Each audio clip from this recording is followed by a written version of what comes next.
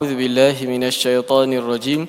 Ayat yang ke-29 surah Fatir. Bismillahirrahmanirrahim.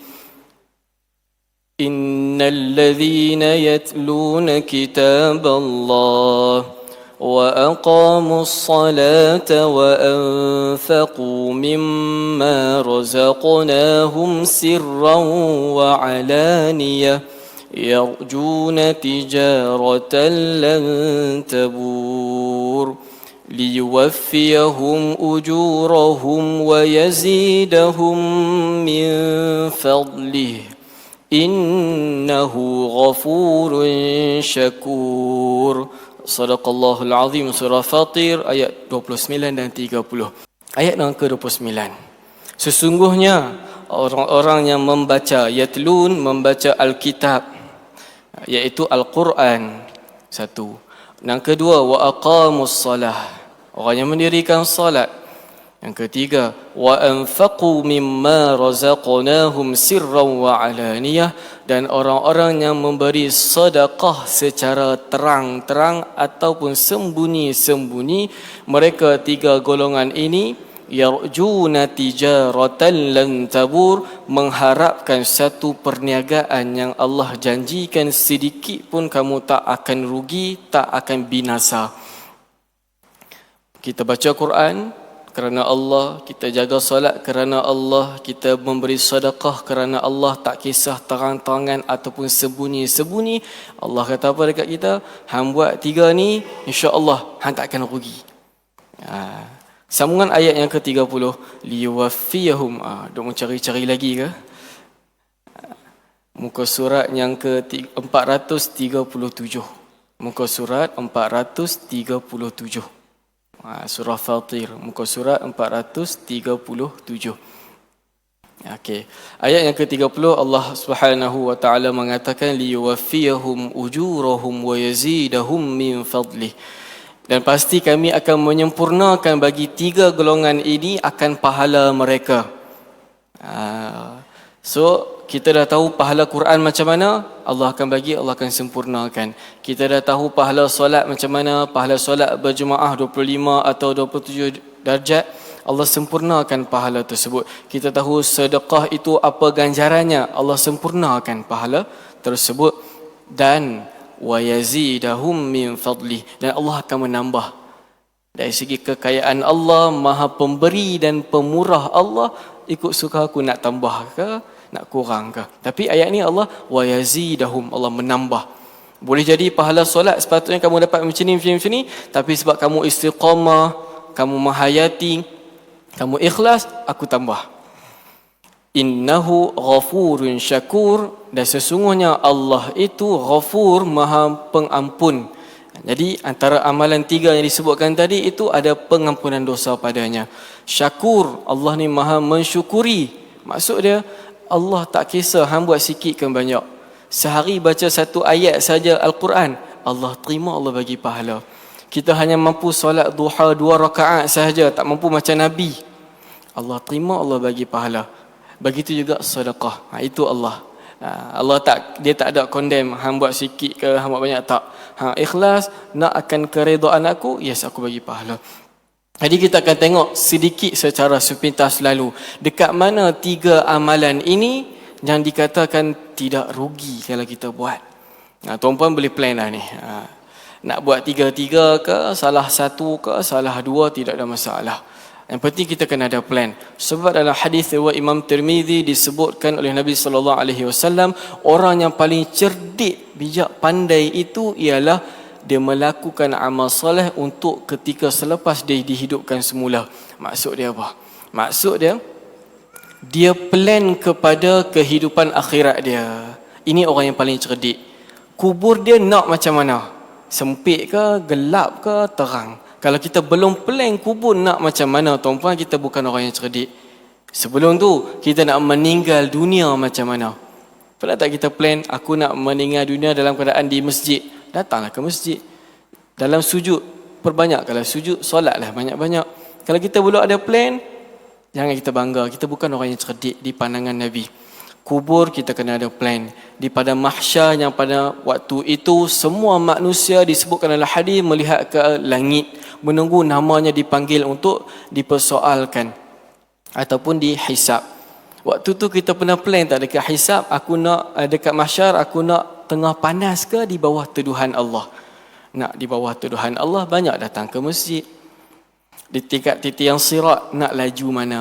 Syurga nak syurga mana? Kalau sampai ke syurga pun kita tak plan kita nak duduk yang mana, kubur macam mana dan sebagainya, kita bukan orang yang cerdik. Apa Nabi SAW dalam hadis tersebut, dan orang yang paling tidak cerdik ialah dia hanya berangan itu ini dan ikut hawa nafsu. Dia nak titik yang sirat selaju Ferrari, tapi dia tak beramal soleh. Dia nak syurga bersama Nabi, tapi dia tentang ajaran Nabi. Dia ikut hawa nafsu. Jadi tuan-puan, kita kena muhasabah. Sebab tu kita nak bawa 3 amalan ni untuk kita tengok apa ganjarannya. Allah janji sikit pun tak akan rugi. Yang pertama iaitu membaca Al-Quran. Dalam ayat ini para ulama dalam tafsir Ibn Kathir mengatakan ayat ini adalah ayat favourite bagi orang yang suka baca Quran. Sebab apa? Allah bagi satu targhib ataupun semangat, dorongan kepada dia. Hang baca Quran bersungguh-sungguh, aku janji pengorbanan masa hang, tenaga, wang ringgit belajar Al-Quran takkan rugi. Yang pertama adalah hadis riwayat Imam Tirmizi, disebutkan daripada Ibnu Mas'ud radhiyallahu anhu. Mafhum hadis ni semua kita dah pernah dengar. Nabi SAW bersabda, siapa-siapa yang membaca Al-Quran, maka satu huruf itu diberi 10 pahala kebaikan, kan? Kita dah tahu. Kita dah tahu dah pahala tu. Tapi pernah tak kita ambil semangat kita mengira huruf-huruf Quran supaya kita lebih semangat membaca surah Al-Ikhlas, di dalam dia ada 47 huruf. Al-Falaq, An-Nas 97 huruf. Malam Jumaat kita baca Yasin 3020 huruf. Tuan-puan, itu belum didarab dengan 10 lagi. Belum lagi darab. Ulama tolong kira dekat kita huruf-huruf ini untuk kita ada semangat membaca Al-Quran. Kita rajin baca surah Al-Baqarah, dalam tu ada 525,000 huruf. Belum darat 10 lagi. Kalau kita selalu khatam Quran, Al-Baqarah pun ada 500,000 punya huruf, satu Quran. Memang Allah Maha Pemberi lagi Maha Pemurah kepada kita. Kita je nak ke tak nak. Sebelum tidur kita disunahkan baca 3 kul. Kul huwallah, An-Nas, Al-Falaq dengan An-Nas. Kita tak tahu bukan sekadar kita dapat pahala sunnah baca sebelum tidur, tapi huruf itu pun kita mendapat pahala. Simple je. Tengok Allah kata, rugi tak? Tak rugi tuan-puan. Tak rugi. Cuma dengan syarat kena ikhlas. Bukanlah untuk habuan dunia. Faham? Maksudnya kalau kita baca Quran, contohlah kan, kita panggil orang datang rumah baca Quran 30 juzuk ke apa ke, tinggal kita cakap dia, nanti hang baca nanti aku bayarkan sekian. Kalau dia tu baca Quran semata untuk bayaran tersebut, tidak ada pahala baginya. Jadi dia nak hadiahkan pahala, macam mana pahala pun tak ada. Jadi tuan-puan, benda ni kita kena perbetul kepada masyarakat. Sebab pahala itu tergantung kepada nawaitu kita untuk Allah kan, untuk habuan dunia. Habuan dunia hang dapat dunia. Habuan akhirat Allah janjikan dunia dan akhirat kita akan dapat. Itu baru yang pertama, mendapat pahala huruf bacaan Al-Quran. Tuan-puan spend kurang 30 saat baca surah Al-Ikhlas, dalam tu ada 47 huruf, dapat pahala 470 insya-Allah. Besar sebenarnya. Yang kedua, yang mana disebutkan dalam hadis riwayat Imam Muslim, Nabi SAW bersabda, tadi kita dah tahu pahala baca Quran berapa. Tetapi kalau dibaca Quran di dalam solat, berganda gandaan pahala dia. Bukan sekadar dia dapat pahala huruf Quran, dia juga mendapat pahala tambahan yang mana Nabi sebutkan kepada sahabat Nabi, kamu baca 3 ayat sahaja di dalam Al-Quran, di dalam solat, maka nilaian pahalanya lebih besar daripada 3 kenderaan mewah orang bagi free dekat hang. Kita balik rumah, orang bagi dekat kita, kita dapat cabutan betul 3 Ferrari percuma tuan-puan. Nabi kata 3 ayat Quran hang baca dalam solat, nilai yang lebih besar daripada itu. Dalam solat tuan-puan, kita tak baca 3 ayat. Kita baca paling kurang 7 ayat apa? Surah Al-Fatihah. Dalam tu ada paling kurang 140 huruf. Kan? Kalau contoh pagi-pagi subuh kita baca satu muka surat Al-Fatihah yang pendek tu pun 140 huruf, apatah lagi satu muka surat pastinya lebih. Jadi Nabi sebutkan kalau kita baca dalam solat, maksud dan Nabi nak bagi targhib lagi, dorongan kepada kita, habis kamu baca surah Fatihah yang wajib tu, yang insya-Allah dapat pahala huruf, dapat pahala bilangan ayat, bacalah surah-surah lazim, surah-surah sunnah yang lain. Yang mana disebutkan dalam hadis yang saya nak kongsikan sebagai selingan, iaitu sunnah kita membaca di dalam solat surah Qul ya ayyuhal kafirun rakaat pertama dan Qul huwallahu ahad pada rakaat yang kedua. Solat apa yang disunnahkan? Yang mana ulama kumpulkan hadis semua tu hadis hasan, hadis sahih, hadis hasan sahih. Yang pertama, solat sunat sebelum subuh. Disunahkan kita membaca dua surah tersebut. Rakaat pertama Qul ya, rakaat kedua Qul huwallahu ahad. Dahlah kita dapat pahala huruf, kita mengikuti sunnah. Apa maksud sunnah? Nabi praktikkan bacaan tersebut, lebih ganjaran pahala dia. Solat yang kedua, solat sunat selepas solat maghrib yang tadi itu. Solat maghrib, habis tu kita buat solat sunat, sunnah bacaannya Qul ya Qul huwallah. Yang ketiga, solat maghrib pada malam Jumaat. Kalau kita solat dekat rumah kan, kita balik lewat, tak sempat nak berjemaah dekat masjid, baca Qul ya Qul huwallah. Itu bacaan sunnah. Solat yang ketiga, solat sunat belakang maqam Ibrahim AS. Habis kita tawaf kan, habis kita buat tawaf, kita disunatkan untuk solat di belakang maqam Ibrahim. Maka waktu itu bacaan sunnah dia Qul ya Qul huwallah. Manakala yang terakhir, solat sunat witir. Dalam hadis, solat sunat witir rakaat pertama dibaca Sabbihisma rabbikal a'la. Rakaat yang kedua Qul ya ayyuhal kafirun. Rakaat yang ketiga Qul huwallahu ahad. Manakala ada riwayat yang lain dengan penambahan Al-Falaq dan An-Nas. Jadi ikutlah. Jadi witir ni boleh baca Qul huwallah sahaja boleh, ataupun 3 qul pun tidak ada masalah, dua-dua ada hadis. Cuma yang saya nak sampaikan, tuan-tuan pegang yang 5 ni pun cukup dah, supaya kita lebih dekat. Walaupun dalam solat maghrib pada bukan malam Jumaat, ada yang disebutkan dalam hadis Nabi baca surah lain, tapi panjang-panjang lah. Cuma yang pendek ni kita kejar lah, sebab kita masyarakat akhir zaman ni terkejar dengan masa, maka kita baca yang pendek-pendek ni, supaya waktu tu Allah dekatkan kita dengan Nabi di atas asbab kita pegang kepada sunnah Nabi SAW. Dalam hadis riwayat Muslim yang tadi baca Quran dalam solat, hadis tu riwayat Imam Muslim ada 2 versi lafaz dia. Yang keduanya ialah barang siapa yang datang ke masjid semata-mata ingin membaca Al-Quran, maka Nabi SAW bersabda apa? Kamu baca satu ayat ataupun belajar satu ayat Al-Quran di dalam masjid, nilaian pahalanya lebih besar daripada hadiah percuma orang bagi dekat kamu cabutan betuah. Maksud dia macam tu lah. Maksud dia, contoh orang bagi cabutan betuah iPhone dekat pasar malam, kita dapat. Nabi kata nilaian kamu baca ataupun belajar satu ayat Al-Quran dalam masjid lebih besar daripada tu. Jadi tuan-puan, hidupkan masjid kita dengan tadarus. Apa? Saling belajar. Elokkan tajwid kita, teruskan belajar. Elokkan sebutan huruf kita. Tak hafal hukum tajwid, tidak ada masalah tuan-puan. Yang penting bacaan kita itu betul ikut hukum tajwid. Allah kata dalam surah Al-Baqarah juzuk yang pertama, baca Quran itu dengan haqqat tilawati, sebenar-benar bacaan, menunjukkan segala sifat-sifat makhraj disebutkan dengan baik. Dengung panjang pendek cukup. Ini mak asli pun dipiti bayar panjang. Kan Maliki Yaumiddin patut dua je, dia jadi Maliki Yaumiddin, nak ikut imam lain. Padahal imam tu baca pendek je, kita terikut-ikut, rosaklah bacaan kita. Jadi tanggungjawab kita belajar Al-Quran ini lebih diutamakan di masjid supaya mendapat ganjaran tambahan.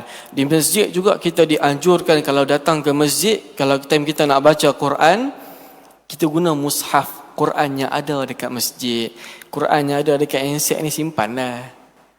Orang wakaf Quran dekat masjid untuk apa? Pahala. Jadi kita datang sambil kita tunggu azan ke, sambil kita tunggu iqamah ke, ambillah Quran, baca 1-2 ayat, kita dapat pahala, orang yang wakaf dapat pahala. Itulah wa ta'awanu 'alal birri wat taqwa, saling tolong menolong ke arah kebaikan. Kita kalau nak wakaf pun kita nak macam tu kan. Jadi kita buat ke orang macam tu. Dan disebutkan dalam hadis silsilah sahihah, siapa nak dicintai Allah dan Rasulnya, bacalah Al-Quran daripada mushaf. Ni buku ni. Sebab tu majoriti ulama mengatakan kelebihan tambahan akan dapat oleh orang yang baca Quran dengan mushaf. Ini mushaf nama dia. Dekat handset pun yes dapat pahala huruf dan sebagainya. Tapi dekat sini tambahan tuan-puan. Ada tambahan. Sebab tu tak rugi. Itu perkara yang pentinglah untuk kita perbaiki dan teruskan muamal di sini. Moga-moga dengan perkara tersebut kita imarahkan lagi, kita memperbanyakkan majlis Quran dekat sini. Kita kenalkan Uwais Al-Qarni, yang mana seorang asalnya dia hidup pada zaman Nabi tapi tak sempat jumpa Nabi. Dan dia digelar sebagai tabi'i sebab sempat jumpa sahabat Nabi. Maka dia, kita tahu kan, dia terkenal dekat langit disebabkan kebaktian dia kepada ibu dia sangat dahsyat, masya-Allah. Tapi tuan-puan, kita hidupkan majlis Al-Quran, majlis berzikir di dalam masjid. Allah sebutkan dalam hadis, Allah menyebut nama kita di sisi para malaikat dia. Terkenal ke tak kita di sisi para malaikat dia? Yes, insya-Allah. Aku bangga dengan sekian-sekian. Aku bangga dengan Ali ni. Aku bangga dengan Abu ni. Dia ni duduk dekat masjid lama, daripada selepas solat subuh dia baca Quran sampai waktu syuruk dia baca Quran. Aku bangga dengan dia. Malaikat, siapa dia tu? Oh, dia. Malaikat mendoakan kebaikan. Nampak, kita pun boleh insya-Allah terkenal di langit kalau kita istiqamah baca Quran dekat sini. Adapun dekat rumah kalau kita baca Quran juga peganglah mushaf, jangan pegang dekat sini. Sini kalau on wifi tuan-puan, saat lagi masuk mesej macam-macam, hilang fokus kita. Dan yang terakhir yang saya nak masukkan berkaitan kelebihan Al-Quran ini, kalau kita konsisten selalu baca Quran, dapat pahala huruf, pengampunan dosa. Dapatlah kita punya ganjaran. Kalau dekat dalam solat, ini ganjarannya. Di dalam masjid, ini ganjarannya. Dan akhir sekali adalah hadis riwayat Imam Muslim disebutkan. Kita pun dah pernah dengar hadis ni. Nabi SAW bersabda apa? Bacalah Al-Quran. Sesungguhnya dia akan datang kepada kamu di hari akhirat nanti sebagai penolong ataupun pemberi syafaat kepada kamu. Hadis tu tuan-tuan tengok Nabi sebut apa? Iqra'ul Quran. Bacalah Quran, hang dapat syafaat. Yang penting konsisten. Nabi tak kata hang kena hafal Quran baru dapat syafaat. Tak. Ada je orang yang hafal Al-Quran, Quran laknat dia. Kita tadi ayat 30 kan? Pada ayat yang ke-32, Allah sebutkan, aku mewariskan Al-Quran pada hamba-hambaku. Mereka ni dibagi kepada 3 golongan. Yang pertama, seseorang yang mana dia menzalimi diri dia sendiri. Nampak, orang hafiz Quran pun ada buat dosa besar-besar. Ada buat maksiat, ada buat zina. Golongan yang kedua, iaitu orang hafal Quran ni, orang yang tera ilmu Quran ni, orang yang mahir dengan Quran ni, dia ni pertengahan. Sekejap dia melalu buat dosa, sekejap dia okey balik. Yang ketiga itu orang yang sentiasa fastabiqul khairat, untuk mengejar berlumba-lumba akhirat. Ini orang yang dibahagikan sebagai orang hafiz, dia ada 3 bahagian. Jadi tuan-puan, orang hafal Quran tak semestinya Quran bagi syafaat. Dalam hadis pun Nabi sebutkan, fahamlah Quran baru Quran bagi syafaat. Tidak. Jadi tuan-puan, ini kekuatan kita.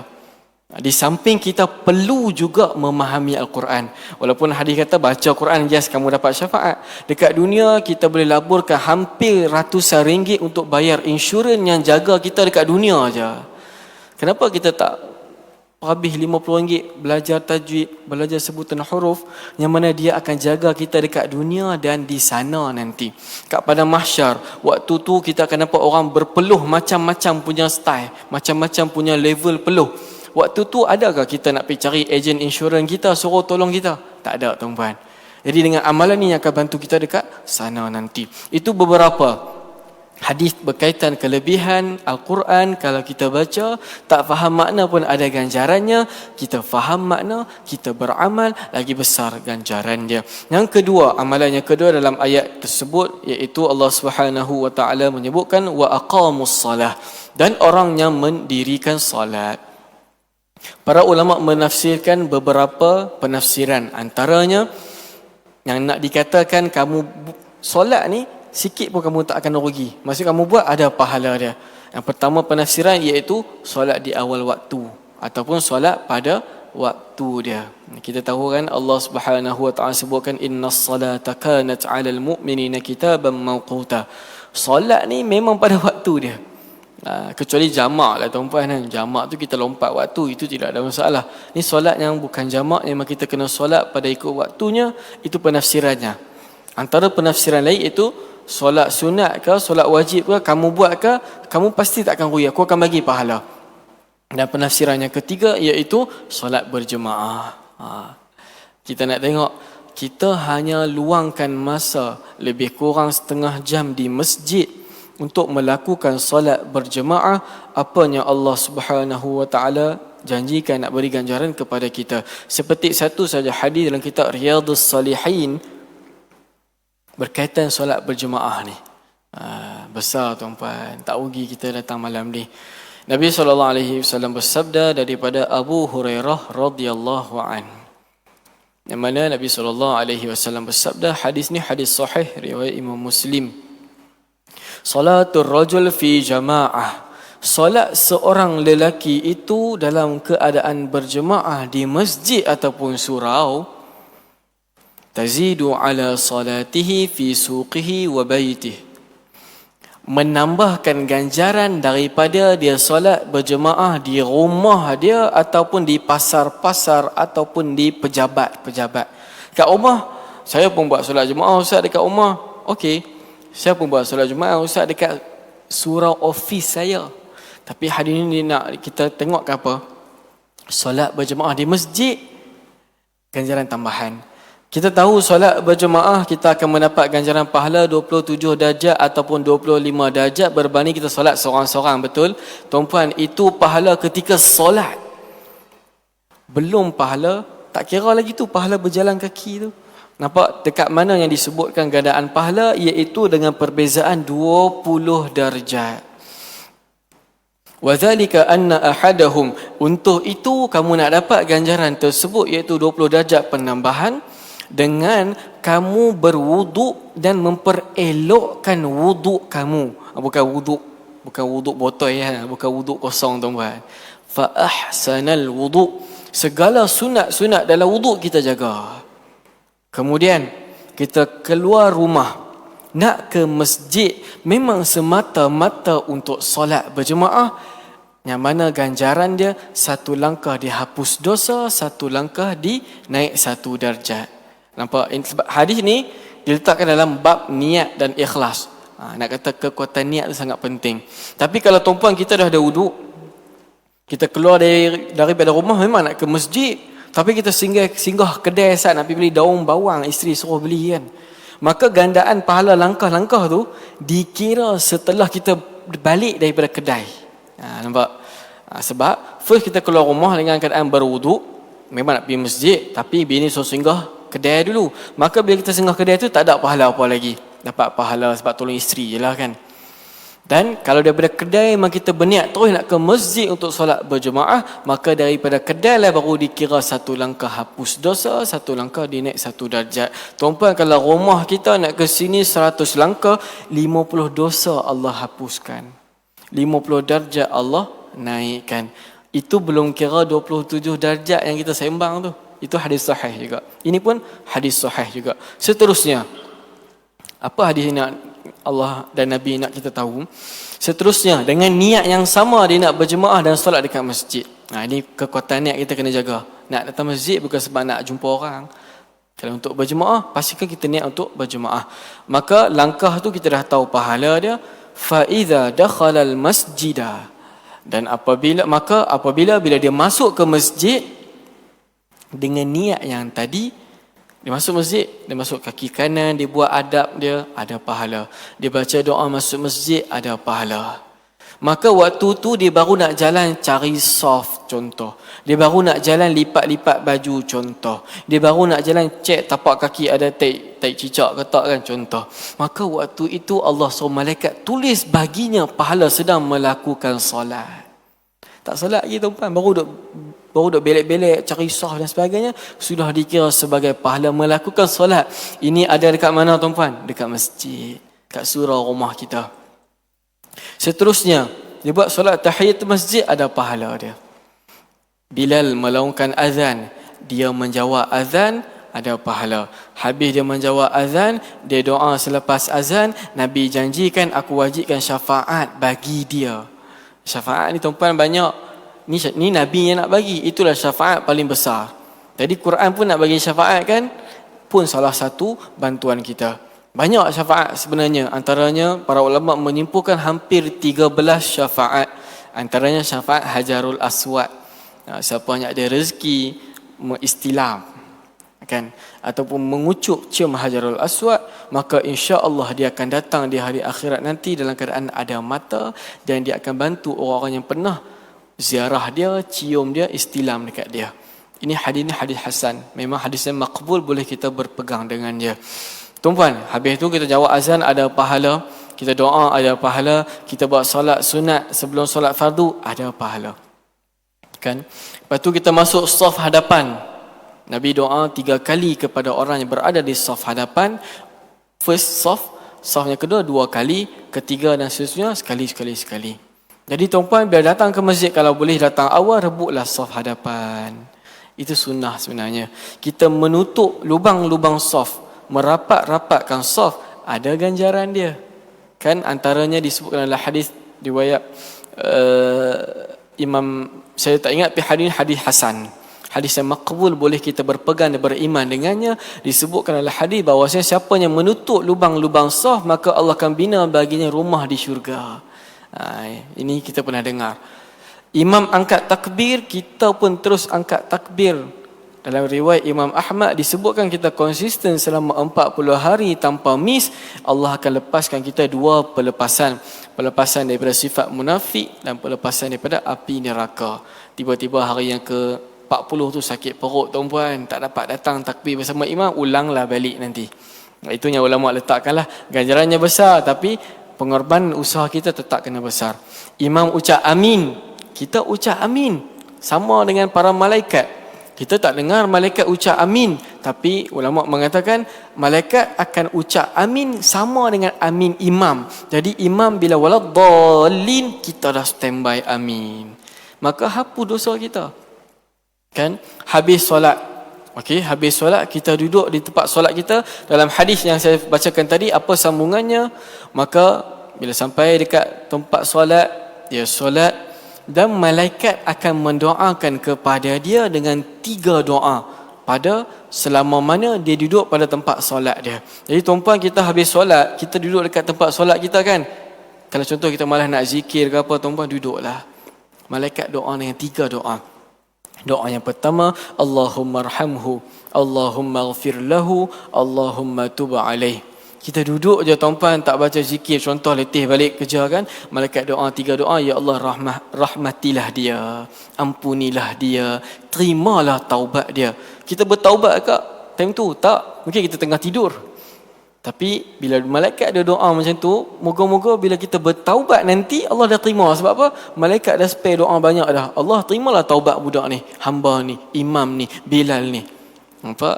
Tapi kalau kita zikir selepas solat, la ilaha illallah wahdahu la syarikalah, subuh dengan maghrib 10 kali, ada ganjaran tambahan.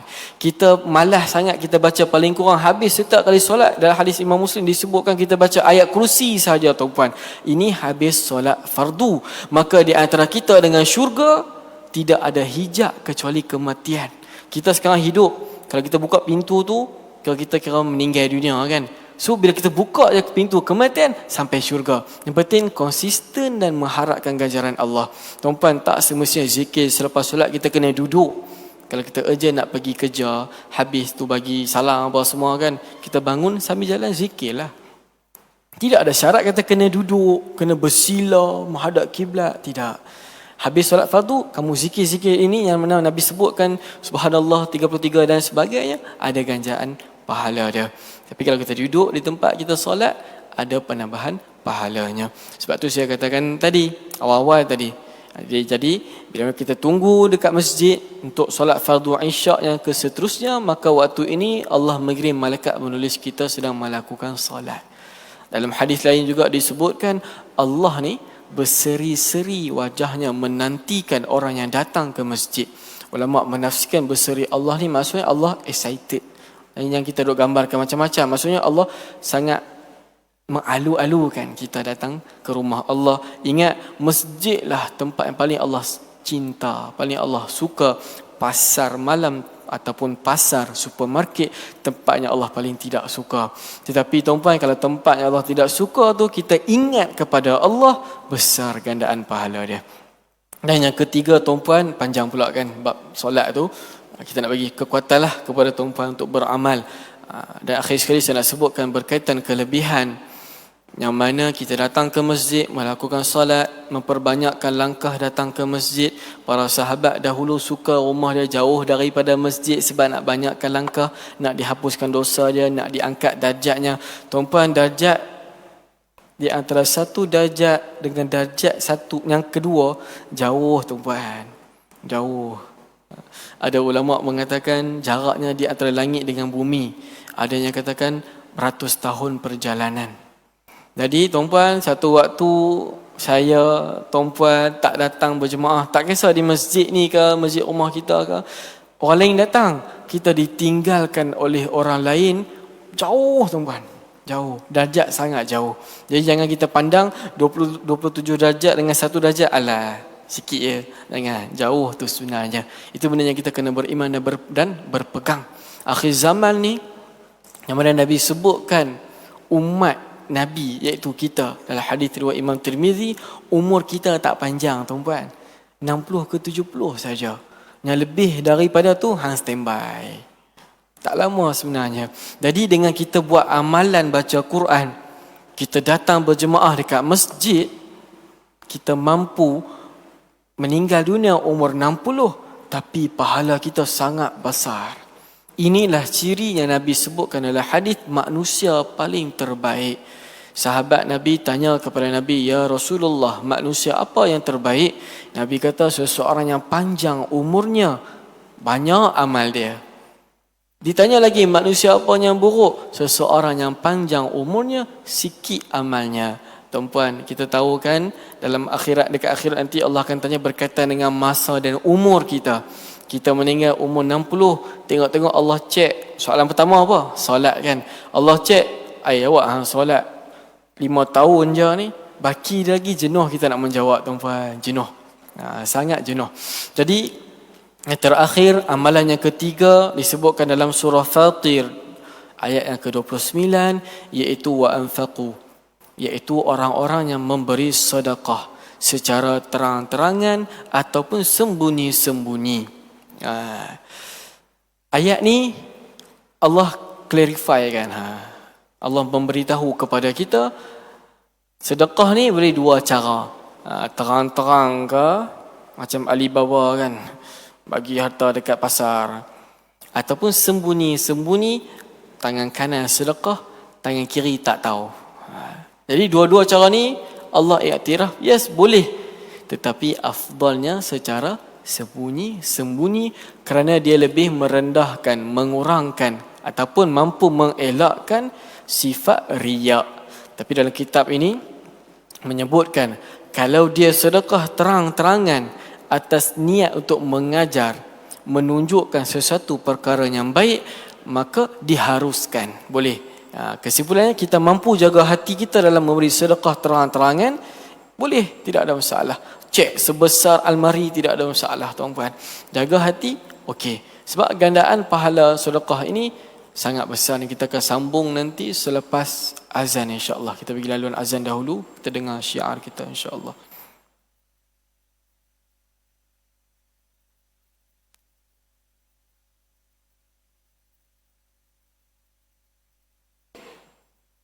Seminit lagi. Jadi tuan-puan yang dirahmati Allah Subhanahu wa taala, ganjaran sedekah. Tadi Quran kita bacakan, ganjaran dia ada pada hadis-hadis. Solat ada pada hadis-hadis. Sedekah ini Allah sebut dalam Al-Quran ganjaran dia. Nampak tak specialnya pahala sedekah yang kita akan sambung nanti selepas azan insya-Allah. Allahu Akbar, Allahu Akbar,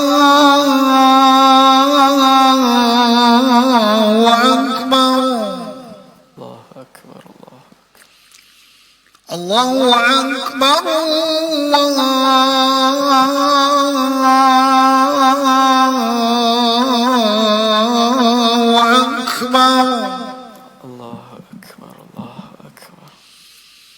أشهد أن لا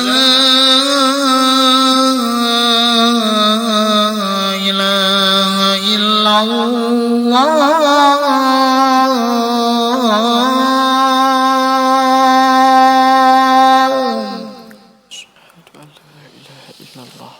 أشهد أن لا إله إلا الله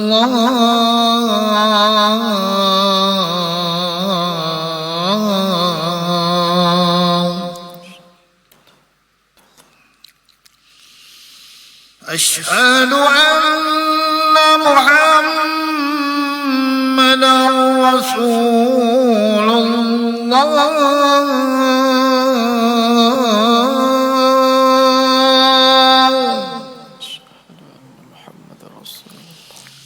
أشهد أن محمدا رسول الله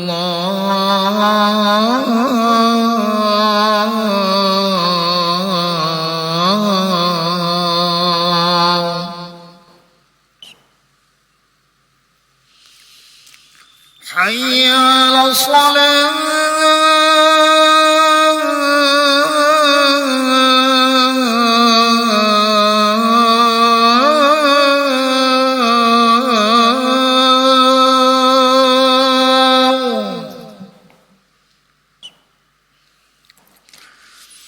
حي على الصلاة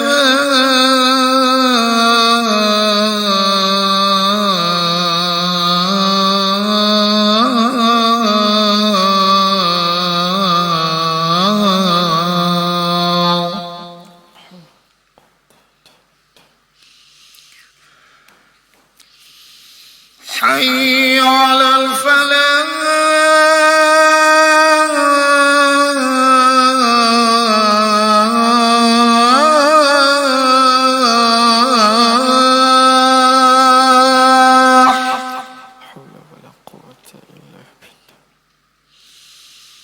حي على الفلاح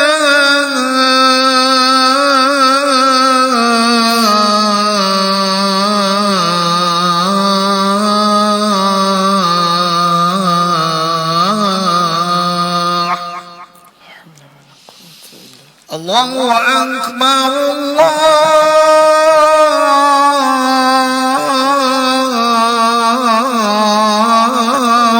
أكبر الله أكبر الله لا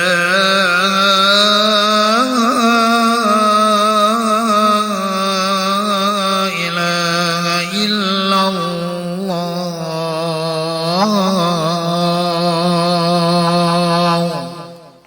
لا إله إلا الله محمد رسول الله صلى الله عليه وسلم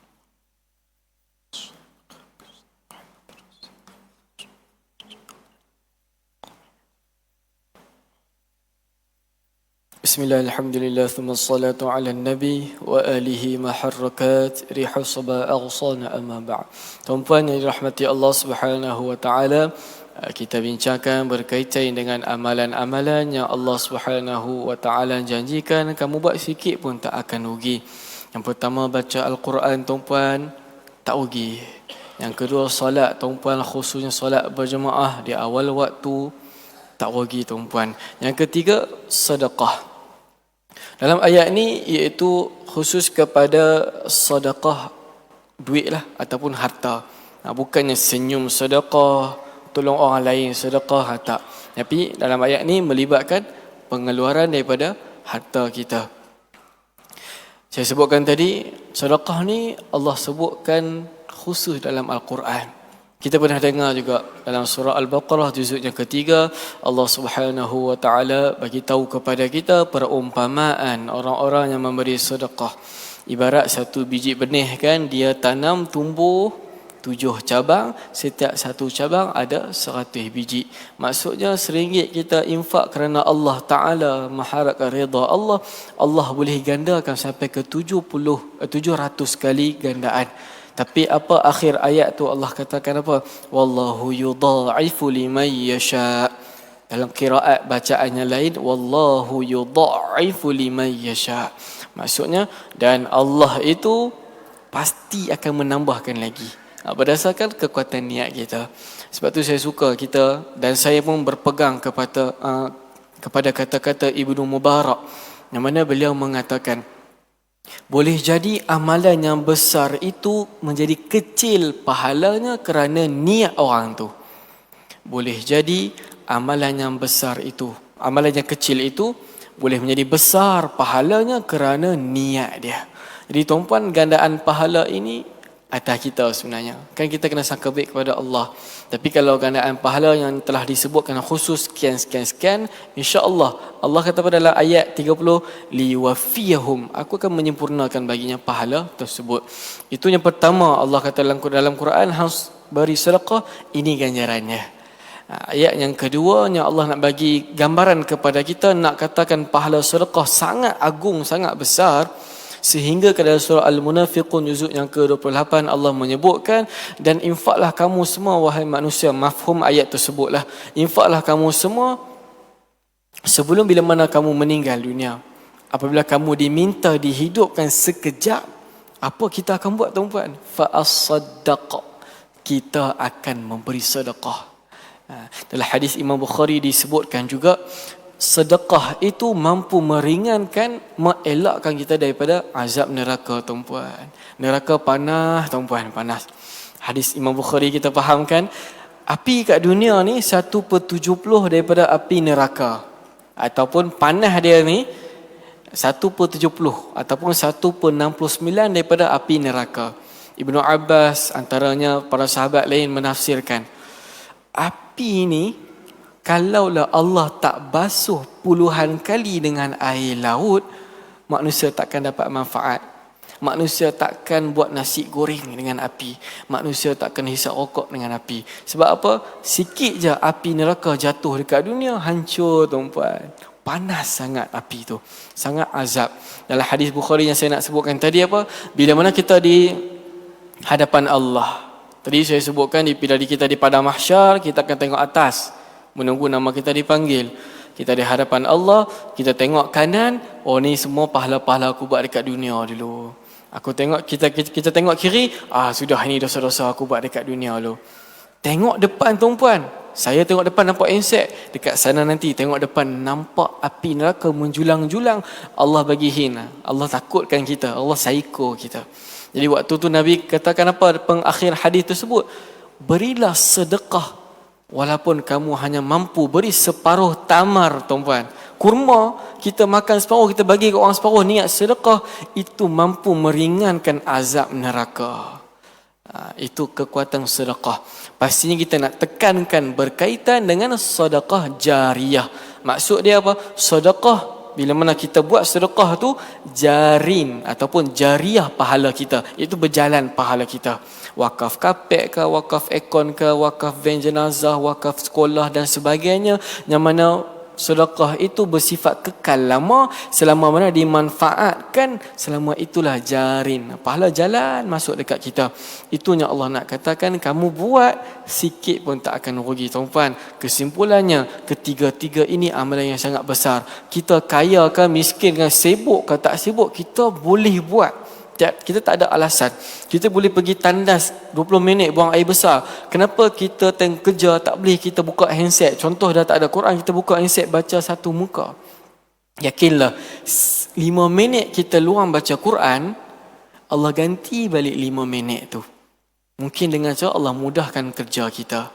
Mungkin dengan cara Allah bagi masa tambahan yang kita tak perasan. Saya 24 jam. Tuan Haji ni 24 jam. Tapi kenapa perbezaan pahala berbeza? Tuan-puan, nak kata keberkatan masa tu berada juga pada banyaknya baca Quran. Orang yang mana dia nak hafal Quran, yang mana dia ingat Quran, dia boleh baca satu juzuk 7 ke 8 minit tuan-puan. Itu keberkatan masa maksud dia. Allah bagi keberkatan, kelebihan tambahan kepada orang yang bersungguh-sungguh dengan baca Quran dan beramal soleh. Jadi saya doakan moga saya dan tuan-puan sekalian Allah bagi taufik ataupun kekuatan untuk amal dan sampaikan. Tak mampu buat tiga-tiga, salah satu pun tidak ada masalah tuan-puan. Ingatlah, kita akhir zaman, umur kita tak panjang. Kita akhir zaman, masa makin singkat. Kita nak jadi manusia yang terbaik. Panjang umur kita, 60 tahun meninggal, pahala ratusan tahun. Itu yang kita nak kejar tuan-puan yang dirahmati Allah Subhanahu wa taala. Moga Allah beri kebaikan kepada saya dan tuan-puan. Kita tutup majlis ilmu kita ini dengan tasbih kafarah. dan surah Wal Asr yang di dalamnya ada 68 huruf. Moga-moga bacaan kita ni Allah sempurnakan pahala insya-Allah. Subhanallah, subhanakallahumma wa bihamdika asyhadu an la ilaha illa anta astaghfiruka wa atubu ilaik. Bismillahirrahmanirrahim. Wal 'asri innal insana lafi khusr illa alladhina amanu wa 'amilus salihat wa tawasaw bil haqqi wa tawasaw bis sabr. Wa sallallahu wasallam alaihi. Wassalamu alaikum warahmatullahi wabarakatuh.